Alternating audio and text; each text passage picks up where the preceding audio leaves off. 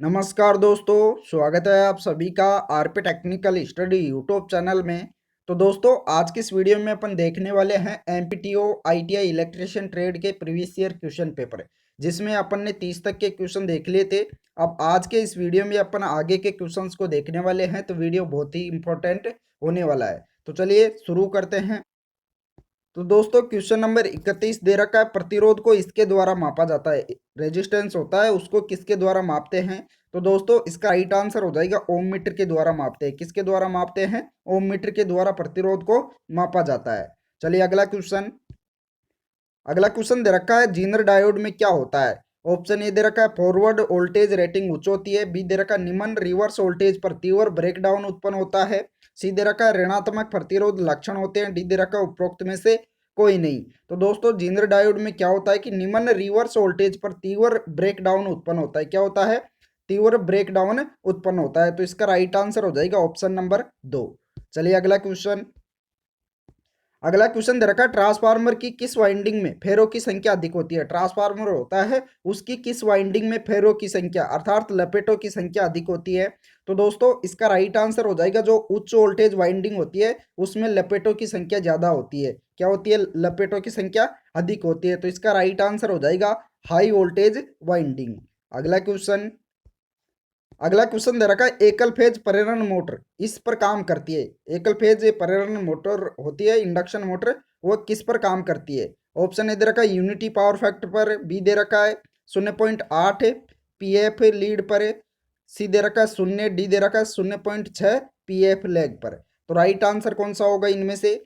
तो single phase induction motor होती है, वह 0.6 पावर फैक्टर लैग पर काम करती है। किस पर काम करती है? लैगिंग पर काम करती है। तो इसका राइट आंसर हो जाएगा ऑप्शन नंबर डी। अगला क्वेश्चन दोस्तों, अगला क्वेश्चन दे रखा है, माइक्रोमीटर का अल्पतमांक निम्न रूप से परिभाषित किया जाता है। किस प्रकार से परिभाषित किया जाता है? जिसमें ऑप्शन दे रखा है मेन स्केल डिवीजन तथा हेड स्केल में डिविजन्स की संख्या में अंतर। बी दे रखा है हेड स्केल में डिविजन्स की संख्या का मेन स्केल डिविजन्स की मुख्य संख्या द्वारा विभाजन है। सी दे रखा है थिम्बल के घूर्णन की संख्या का मेन स्केल डिवीजन के मान द्वारा विभाजन है। और डी दे रखा है मेन स्केल डिवीजन के मान की को हेड स्केल डिविजन्स की संख्या द्वारा विभाजन। तो इसका राइट आंसर हो जाएगा मेन स्केल डिविजन्स के मान को हेड स्केल डिविजन्स की संख्या द्वारा विभाजन करके। इसका राइट आंसर कौन सा हो जाएगा? Option number B. कौन सा? Sorry, D. कौन सा हो जाएगा? मेन स्केल डिवीजन के मान को हेड स्केल डिविजन्स की संख्या द्वारा विभाजन करके माइक्रोमीटर का अल्पतमांक परिभाषित किया जाता है। तो इसका राइट आंसर कौन सा हो जाएगा? Option number D. चलिए अगला क्वेश्चन दे रखा है, बंद परिपथ में प्रवेश करने वाले तथा निकलने वाले बिंदु का कुल योग शून्य है, तो इसे किस नियम के द्वारा निष्कर्षित किया गया है? ऑप्शन ए दे रखा है फैराडे के नियम। बी दे रखा है ओम के नियम। सी दे रखा है मैक्सवेल के नियम। डी दे रखा है किरचॉफ के नियम। तो दोस्तों, इसका राइट आंसर हो जाएगा किरचॉफ के नियम। राइट आंसर क्या हो जाएगा? बंद परिपथ में प्रवेश करने वाले तथा निकलने वाले बिंदु का कुल योग शून्य है, तो इसे किरचॉफ के नियम के द्वारा निष्कर्षित किया गया है। तो राइट आंसर हो जाएगा ऑप्शन नंबर डी। अगला क्वेश्चन अगला क्वेश्चन दे रखा है, स्क्रू की पिच होती है। स्क्रू की पिच कैसी होती है? तो दोस्तों, इसका राइट आंसर हो जाएगा स्क्रू द्वारा एक घूर्णन में तय की गई अक्षीय दूरी क्या होती है? स्क्रू की पिच होती है। तो इसका राइट आंसर हो जाएगा स्क्रू द्वारा एक घूर्णन में तय की गई अक्षीय दूरी क्या होती है? स्क्रू की पिच होती है। अगला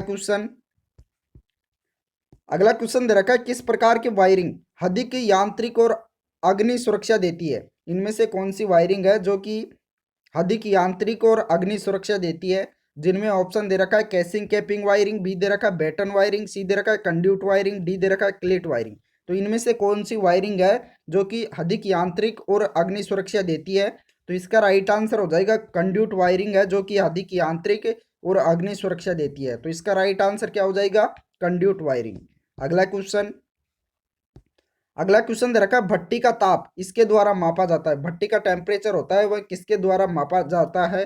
तो दोस्तों, इसका राइट आंसर हो जाएगा पायरोमीटर के द्वारा, जिसको क्या कहते हैं? उताप मापी। क्या कहते हैं? उताप मापी। तो राइट आंसर क्या हो जाएगा? Option number 3। अगला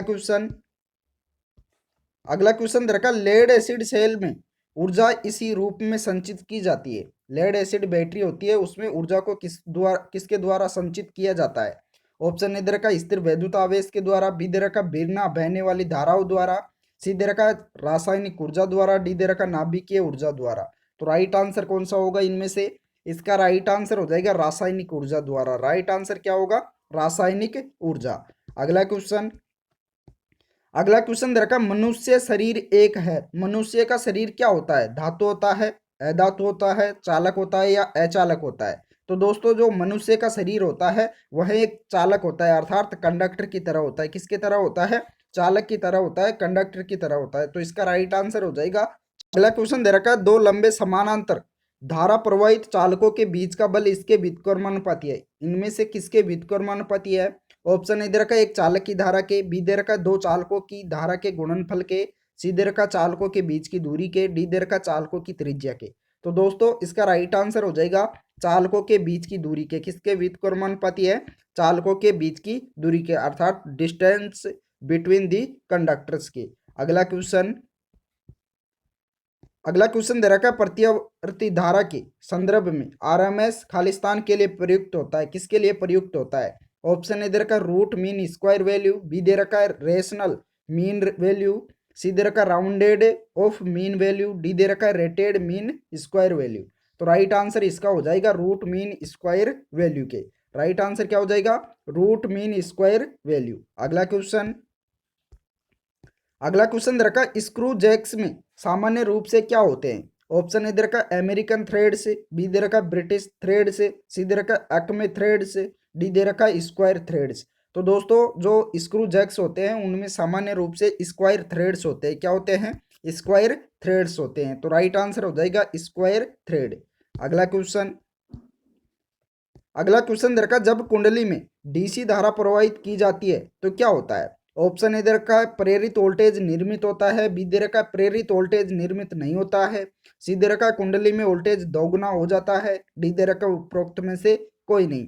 तो जब कुंडली में डीसी प्रवाहित की जाती है तो उसमें क्या होता है? उसमें प्रेरित वोल्टेज निर्मित नहीं होता है। राइट आंसर क्या हो जाएगा? Option number B. अगला क्वेश्चन दे रखा निम्न में से कौन से अर्धचालक यंत्र में ऋणात्मक प्रतिरोध लक्षण नहीं होते? इनमें से कौन सा सेमीकंडक्टर है जिसमें ऋणात्मक प्रतिरोध लक्षण नहीं होते? ऑप्शन ए दे रखा एफईटी, बी दे रखा एसीआर, सी दे रखा यूजेटी, डी दे रखा उपरोक्त में से कोई नहीं। तो दोस्तों इसका राइट आंसर हो जाएगा एफईटी होता है जिसमें ऋणात्मक प्रतिरोध लक्षण नहीं होती है, अर्थात एफईटी का फुल फॉर्म होता है फील्ड इफेक्ट ट्रांजिस्टर। तो इसका राइट आंसर क्या हो जाएगा? एफईटी।